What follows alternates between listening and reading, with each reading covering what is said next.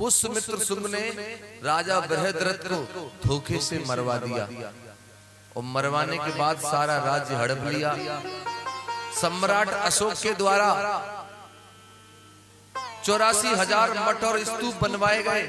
उन मठ स्तूपों को तोड़वा दिया, भिक्षुओं का कत्लेआम करवा दिया, यानी भगवान बुद्ध का धम्म खत्म कर दिया। लेकिन इस इंडिया में, इस देश में भगवान बुद्ध के धम्म को पुनः अगर किसी ने जिंदा किया है, इसे दोबारा खोज करके अगर कोई लाया है, तो वो कोई और नहीं है, वो हैं परम पूज्य बाबा साहब डॉक्टर अंबेडकर जी। इनकी मेहरबानी से आज ये मुझे और तुम्हें सुनने को मिल रहा है।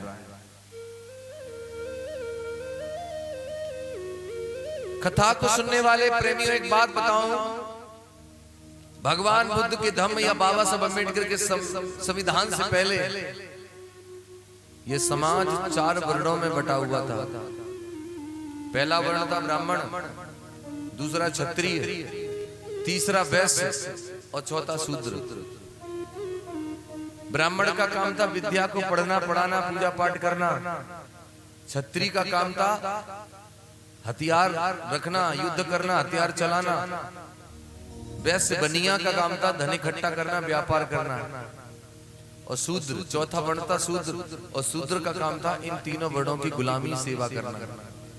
तो आप लोग यहाँ जितने भी लोग बैठे हैं, आप लोगों को शूद्र कैटेगरी में रख दिया, ले जाके शूद्र बना दिया, अधिकार वंचित कर दिया। आप लोग, आप ना पूजा पाठ करोगे, ना पढ़ोगे, ना पढ़ाओगे, ना हथियार रखोगे, ना चलाओगे, ना ही आप धन इकट्ठा करोगे, व्यापार करोगे, आप गुलामी करोगे। ये दिया आपके जीवन में। एक बात समझ लीजिए, ठाकुर, ब्राह्मण, ठाकुर और बनिया, यानी ब्राह्मण, क्षत्रिय, वैश्य को छोड़ने के बाद जितनी जातियां भारत में, धोबी, धानक, यादव, कुर्मी, नाई, कुशवा, तेली, तमोड़ी, जितनी भी जातियां हैं वो सब शूद्रों में आती हैं। सब शूद्र, इनके पास कोई हक और अधिकार ही नहीं था, इनसे सारे अधिकार छीन लिए।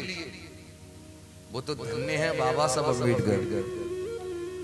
इस इंडिया में उनका जन्म हुआ और उन्होंने संविधान लिख करके इन सभी छोटी जातियों को बराबर के अधिकार दे दिए। और आज हम जैसे लोग मंच पर बैठ करके भगवान बुद्ध की कथा कह पा रहे हैं, तो ये बाबा साहब अम्बेडकर की कलम का कमाल है, उनके ज्ञान का कमाल है, वरना जीवन में ये अवसर ही नहीं आता।